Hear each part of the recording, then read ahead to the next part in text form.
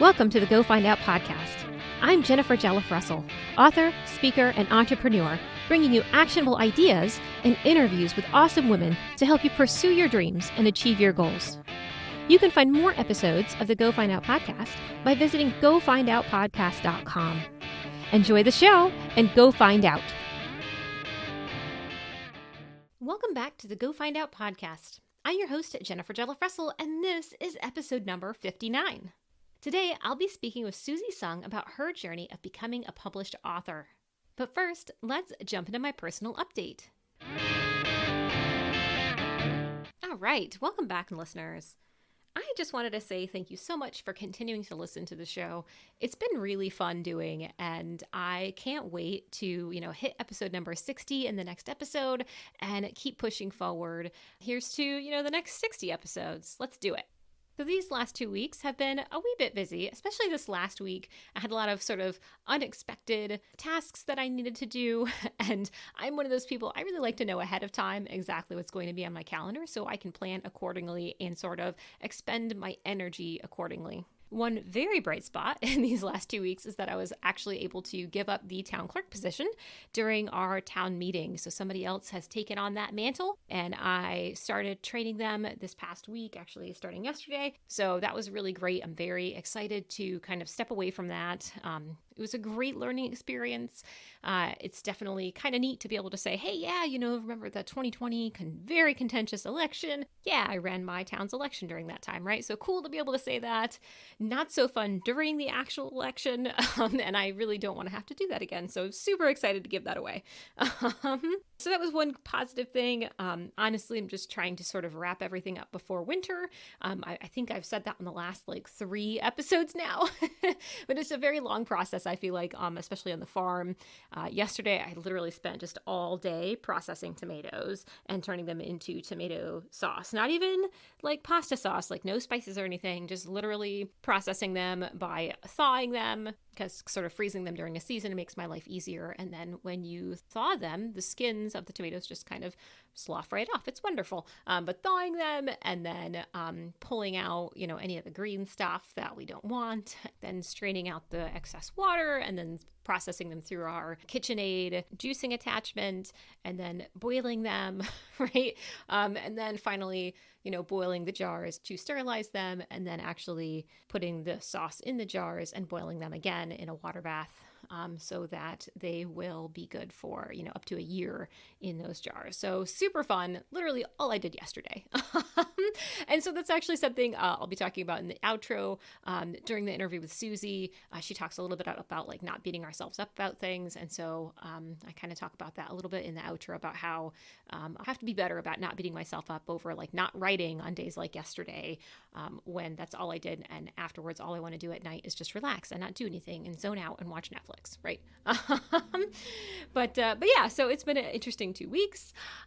One of the other things that I am not doing this weekend, which I had been planning all year to be doing, is tomorrow, October 3rd, is the Maine Marathon. So I was going to be doing the half marathon in that, but not only do I have a knee injury, but also my husband and I decided that it was probably not the best decision to travel down to Portland and be around a ton of other people who are coming here from all over the country to run that race. So we shifted to doing a virtual 10K, which we can do right here at home. And that will actually be better probably for my knee because I can sort of take my time and rest as needed throughout that 10K.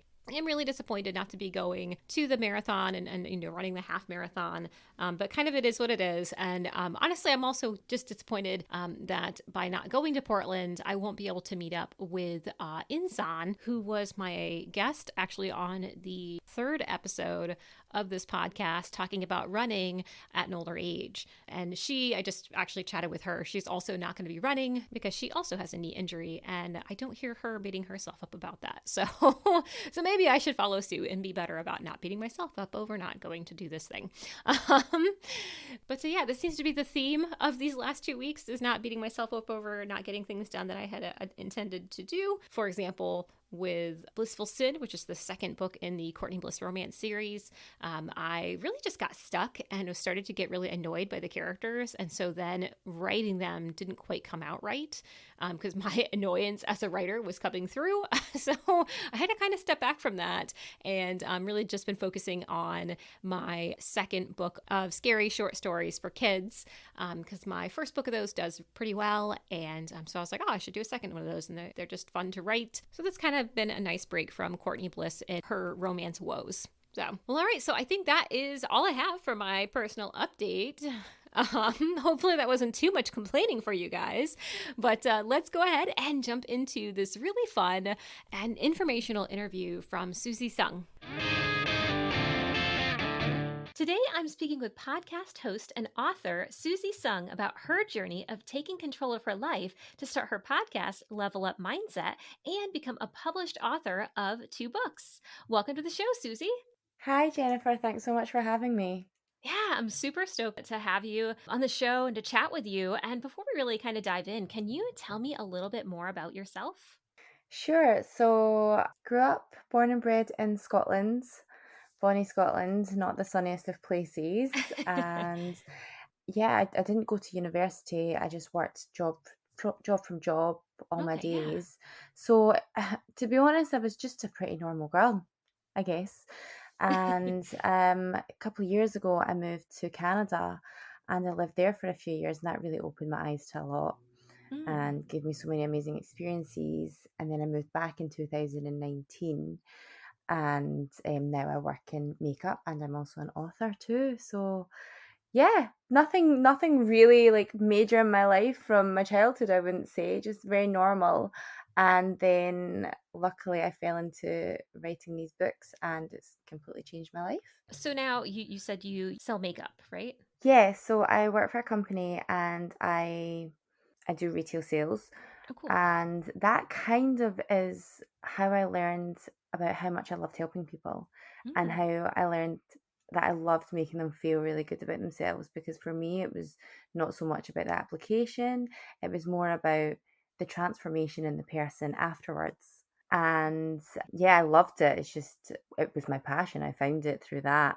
And that's kind of what inspired the books and everything else that I do now, more to do with helping people in another way. and so, what would you say was the tipping point that made you kind of sit down and actually start writing a book and working on the Level Up Mindset podcast? Right, so there's probably 2 points for this. So for writing the book, it's actually quite a crazy story. I had come home from Canada, like I'd mentioned, but it was very unexpected. I'd never planned to move back to Scotland, Mm, and I basically moved back. I was single again. I had no job, and I was back with my parents, and I hit a really low point. And it was at that point that I decided to seek a hypnotherapist just to help deal with like the inner negativity that I just could not get rid of. yeah. And it was something I'd avoided for years. But after I did it, a few months in, I was feeling amazing. I was back to my normal self again. I'd got a job and I was feeling a lot better. Until one night, I had a serious bout of anxiety. I was really worried about a meeting with my manager the next day.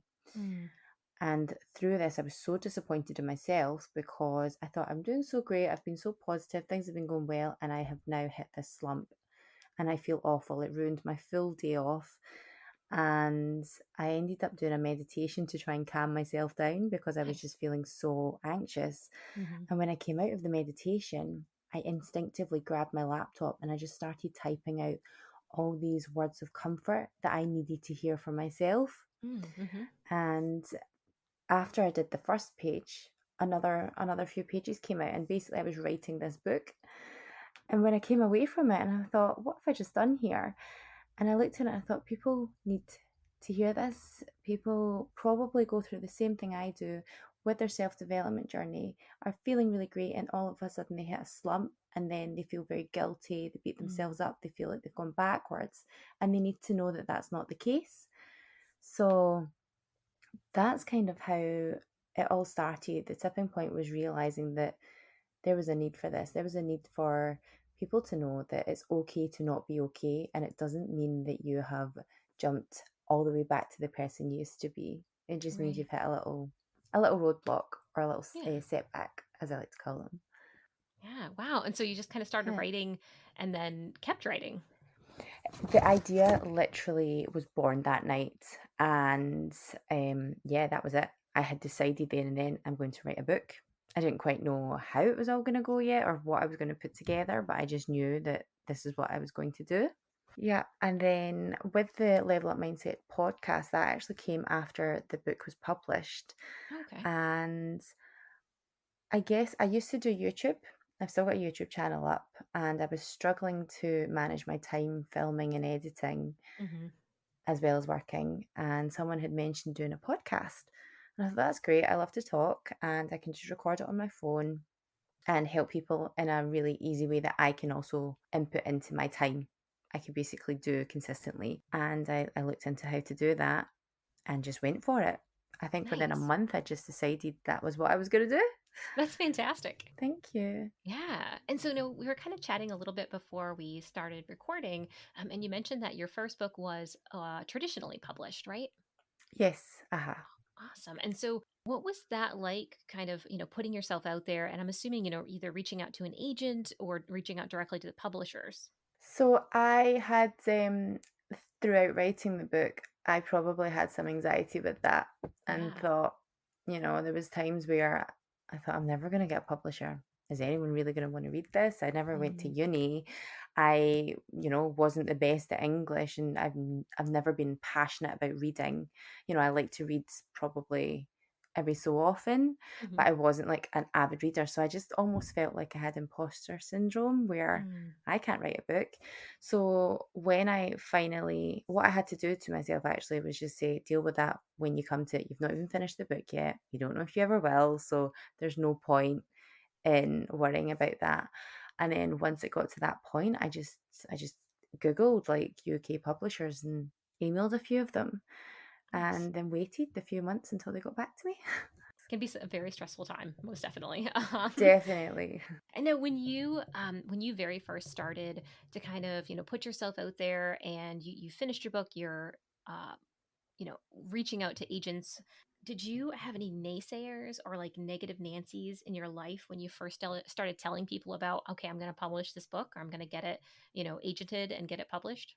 So I was actually fortunate in that I have a really good support system around me. Nice. So I kept it quiet from like outside people, people that are not really in your inner circle. Mm-hmm. Whether they did have anything to say or not, I really didn't really bother me. The only time I would say I maybe had a bit of negativity was actually when I told my dad about it.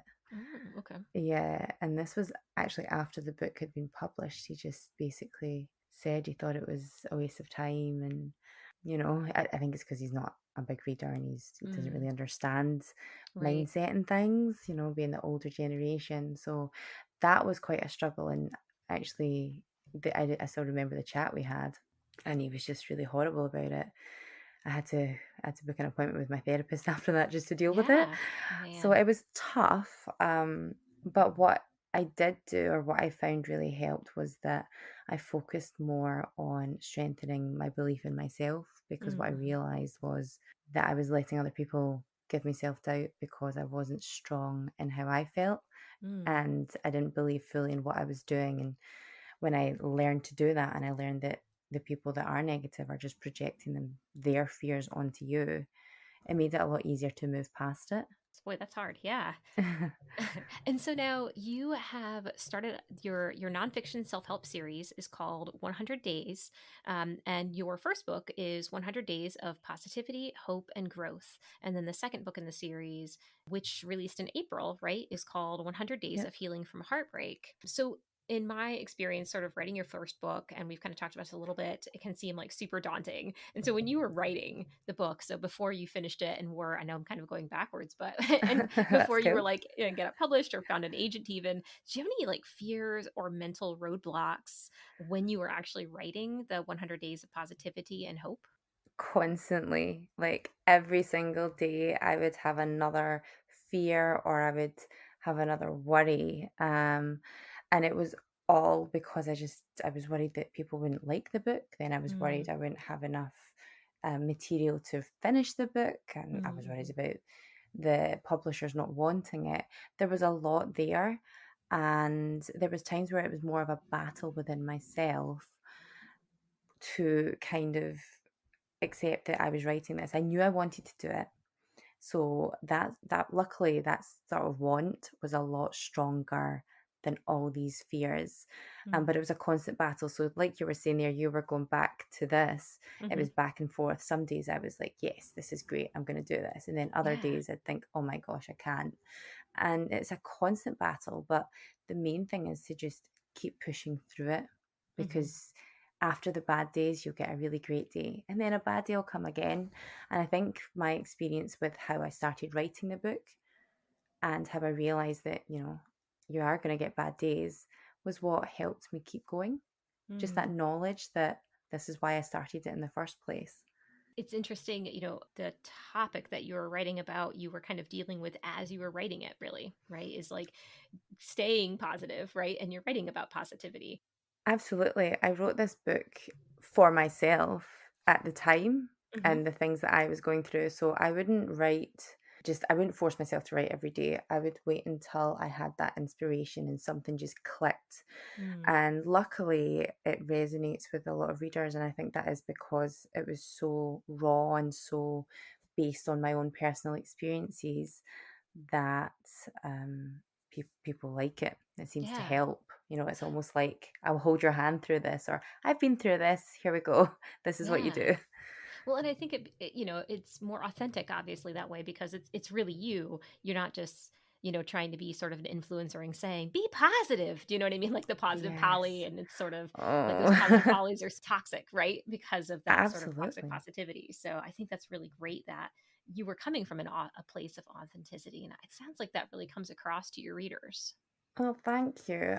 Yeah, actually, just as you've said that there, what inspired it also was when I was going through that anxiety. Mm-hmm. I was looking for Instagram quotes to cheer me up, and what I found was the quotes just didn't do it enough justice. When you Mm. see a quote, you're like, oh yeah, but it doesn't pull me up.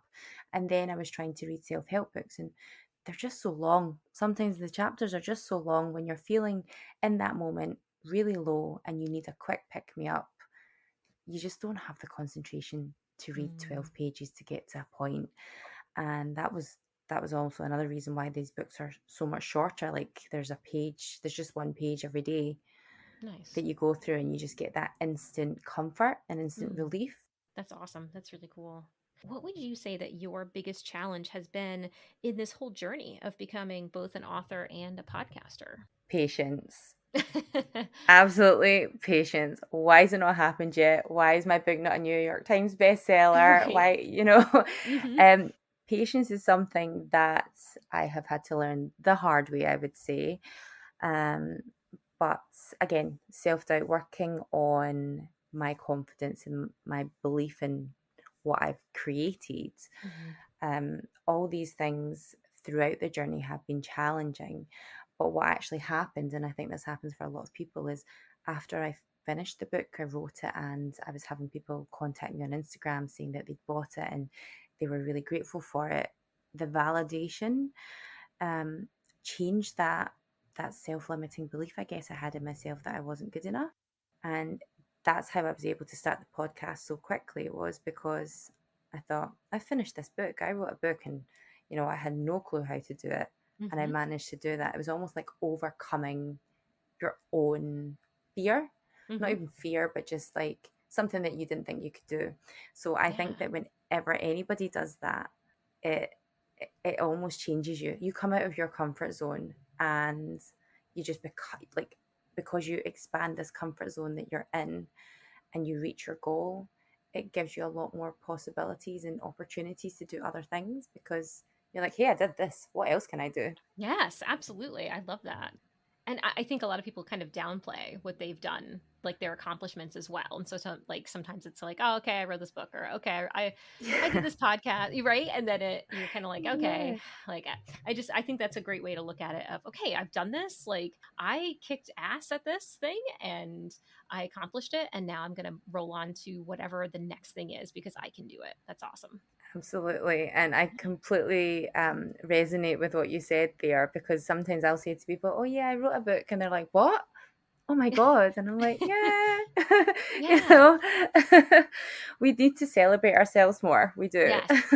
Yes, absolutely. I'm really bad about not doing that. I need to do that more. I'm the same. I know. Do you feel like you have any specific habits that have helped you to be successful in writing and podcasting? Yes. So, what I have learned from this is baby steps is very important, Mm, like extremely important in helping you mentally get through like and reach your goal, because a lot of the time people get so overwhelmed by all the work they have to do and all they focus on is that end goal, mm-hmm. and that's so overwhelming that the fear just kicks in and they're like, oh, I'm not doing anything. And that's why a lot of people never get started on something. They always say they're going to, but then they never do, Mm, because there's so much fear there and they're overwhelmed. So baby steps has definitely been one thing. The other thing I would say is being kind to myself and forgiving myself for the days where I maybe didn't do as much work or I wasn't feeling as positive, and when I just kind of felt a bit lacking in energy or motivation. I think there's so many people, and you were saying this with them, positivity pushers. Was that what mm-hmm. the term was?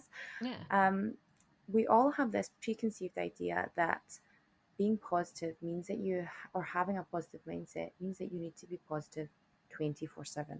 Right. And it puts a lot of pressure on people. Whereas when that happens, and I was guilty of this before, anytime I felt negative or I didn't feel good, instead of being like, right, I'm owning this emotion, what can I do now to feel better? I would beat myself up and I would give myself such a hard time internally that I would end up feeling worse. So, definitely to get through any journey and reach your goal, be prepared to have bad days, but also forgive yourself for them Mm. and tell yourself you can do it. And what do you feel like you would have missed out on had you not pivoted and pursued these new goals of writing and podcasting? Wow. When I think about that, everything, being where I am right now, I think I found my purpose through writing the first book. I mean, that was just the beginning of the journey. Mm, The things that I'm doing now moving forwards, I could not have done had I not pursued this first idea and finished it, all the way through to the end. So finding my purpose, finding a way to help others in a way that I want to, mm-hmm. and also it's pushed me to grow even more in terms of self development and learn more about who I am. I think that's so important for anyone who is wanting to feel more confident or wanting to know what makes them happy and having the guts to go for it as well. So, yeah, I would have missed out on a lot, just from not taking that chance. Yeah. And what advice do you have for other women out there who are maybe interested in making a pivot in their professional lives? I would just say go for it. Don't hesitate. Don't worry about the bad things that could happen and just get started. Then Mm, once you get started, is know that you can do it. I think that so many people are missing out, and I don't know whether you hear this a lot, but whenever you say that you're an author, people go, "Oh, I would love to write a book. I've always wanted to do it," mm-hmm. but then they never do. And I'm like, Right. no, just go for it. And you Yeah. probably are the same. You're like, do it. You've no idea how great it feels. And there's at least one book in everybody. Yeah. So, whatever it is, whether it is becoming an author or changing professions completely, what I'd say is, what is your happiness worth to you? Mm, Or what is waking up one day regretting not trying? What does that mean to you? Any women out there, just, you can do it. You just have to get started and go for it. mm. And I believe you have a new book coming out soon, right? Could you tell us a little bit about that and what it's about? Yes, that's correct. I have another book coming out in November. It's 100 Days of Affirmations. And I was really inspired to do this because I know how much affirmations have helped me in keeping me more motivated, staying positive, and in changing my self limiting beliefs. So, affirmations essentially are a statement that you say to yourself that is true. And a lot of the time, we have subconscious and conscious affirmations that are not helping us. They're negative. For example, I'm always tired. I don't have time. I'm not good enough. I can't do this. These are essentially affirmations, but they're ones that stop you as opposed to help you. So I created this book to give you inspiring, motivating affirmations to help you start your day off more positively and stay in that feel-good feeling. So every single page has an affirmation, but it also has a little, I want to say poem, but it's more like statements of encouragement to make you really feel like you are that affirmation. And then there's a little bit where you can write down below why you are that affirmation. So essentially, you affirm it, you feel it, and you believe it. And when you do all these things consistently, you will begin to change your outside world for the better. So yes, that is coming out soon, and I'm very, very excited for it. And now, where can we learn more about you, your podcast, and your book, Suzi? So I have a website which is www.levelupmindset.co. That has all my links on there, but my books are available in Barnes and Noble. Well, the first one is, sorry, and Walmart, I believe. Okay. And in the UK, it's WH Smith and Waterstones, and also my publisher, which is Pegasus Publishers, and of course Amazon. Amazon is probably the easiest one, which I should have said. Both the books are available on Amazon, and all the future books will be available on Amazon as well. Awesome. Well, thank you so much for coming on the show today. Oh my God, thank you so much for having me. It's been great. What a great interview with Suzi, and I am super stoked about checking out her book when it comes out about affirmations, because I know I, for one, am definitely guilty of sort of having those negative affirmations about myself and then reinforcing them by continually telling them to myself. So it would be nice to sort of stop that habit by replacing those with more positive affirmations. So really looking forward to her book. Something I really wanted to kind of touch on from her interview was something else that I am most certainly guilty of, especially lately, is beating myself up over feeling like I'm not getting everything done that I need to get done. Right? Like I have a lot of things going on, the podcast, the business, writing, right? Just lots of things happening, as do we all. And instead of being like, wow, I have a lot of things happening, maybe we should, get a little bit more organized and maybe take some things off of our plate, Jenny. And instead of doing that, I'm kind of like, no, you have to get it all done, Jenny. Be amazing and magic and do everything, right?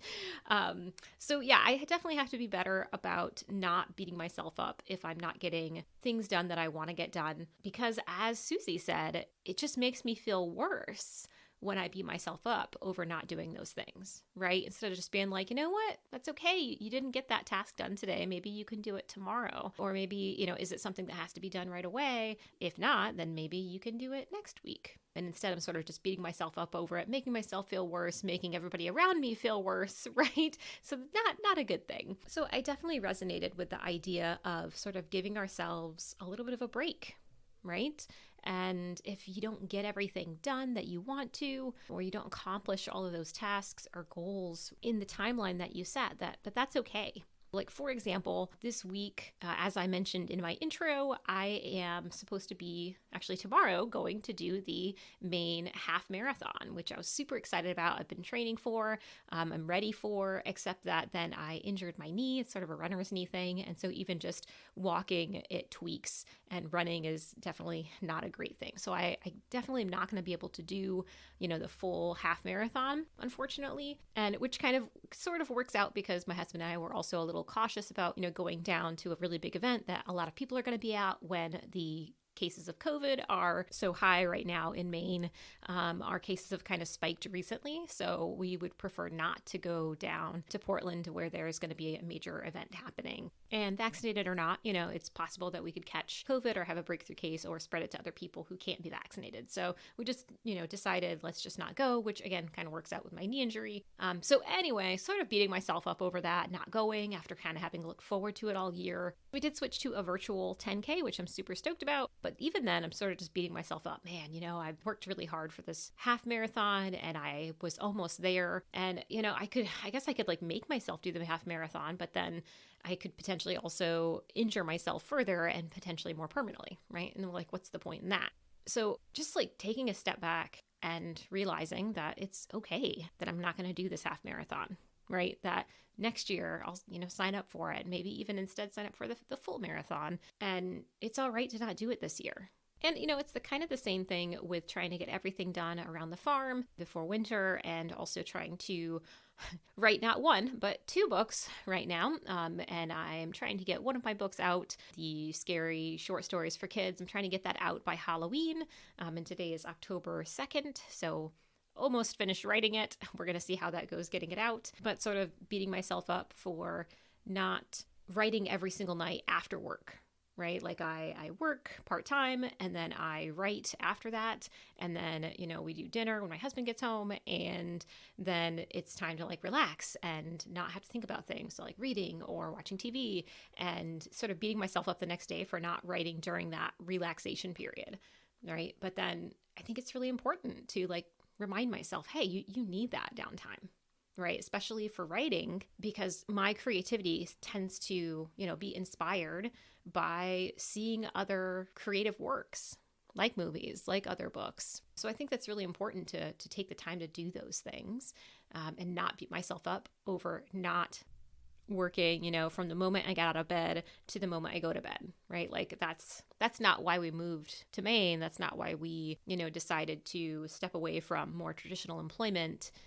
Was so that we wouldn't have to be, busting our butts, working all the time, like taking time to enjoy the things that we enjoy. So this interview with Suzi really helped me to really identify, hey, maybe that's why I'm feeling so crappy about myself, is because I'm not doing some of the things that I set out to do because I gave myself too much, right, on my plate. And then I'm beating myself up even more when I don't get those things done, and making myself feel even worse than I already do for not getting them done, right? So just being kinder and gentler to myself. And another thing that I really wanted to kind of touch on from Suzi's interview was when she talked about strengthening her belief in herself and her belief in her abilities, right? As opposed to letting naysayers or negative Nancy's, or, basically the projection of other people's fears, give her self-doubt. Sometimes when those negative Nancy's say things to us that make us have self-doubt, they don't even necessarily mean to do it. But it comes off that way, and that's how we also read it. And really, it's just a reflection of their own fears around trying to do that thing. They think that they would fail at that, or they wouldn't do well at that, and so you shouldn't be able to do well at that either.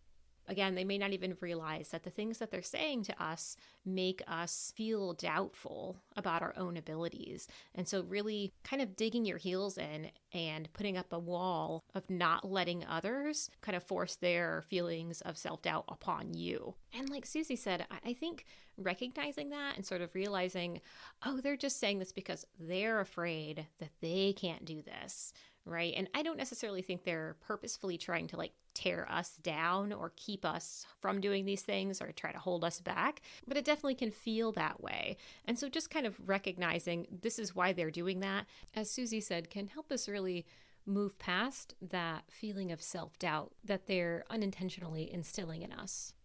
So next time you tell someone about your accomplishments or your goals and you're excited about them, and then when that person you're speaking to responds and their response makes you suddenly have these self-doubts about your abilities to accomplish those goals, try to take a step back and ask yourself, are these actually my self-doubts, or are these self-doubts that the person I'm speaking to are projecting onto me?